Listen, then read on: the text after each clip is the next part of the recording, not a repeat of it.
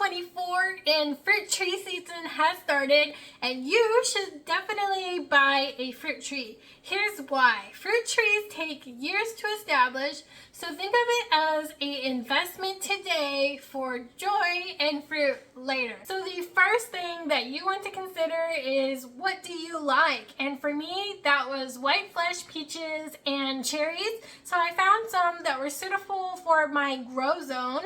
That leads to number 2, your grow zone. So there are certain things that you can only grow in certain climate zones. So for me, I live in zone 9B, so I look for things that are suited for my climate zone. The third consideration is going to be your chill hours. So certain fruit trees require a certain amount of chill hours so that they can successfully bloom and fruit when the spring comes. So these trees like the cold. And I definitely made sure my grow zone gets 200 to 300 chill hours. So I made sure to get things that were suited for that.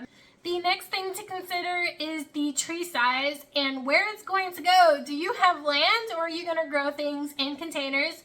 I am a container gardener. You can grow fruit trees in containers, and I love showing that it can be done. Next, you're going to want to consider whether the variety is self-fertile or not. So if it is self-fertile, it will be able to produce fruit on its own, but if it is not, you're going to need a second fruit tree that you're going to have to plan for so that they can pollinate each other and produce fruit. Now, I highly recommend you consider extending your harvest, and this is definitely a backyard orchard method hack. So when you're choosing the fruit varieties that you want, you're thinking about the entire year. So you don't want fruit to just produce in July. You want something that's going to produce in the beginning of the year, in the summer, and at the end of the year, instead of just one time a year.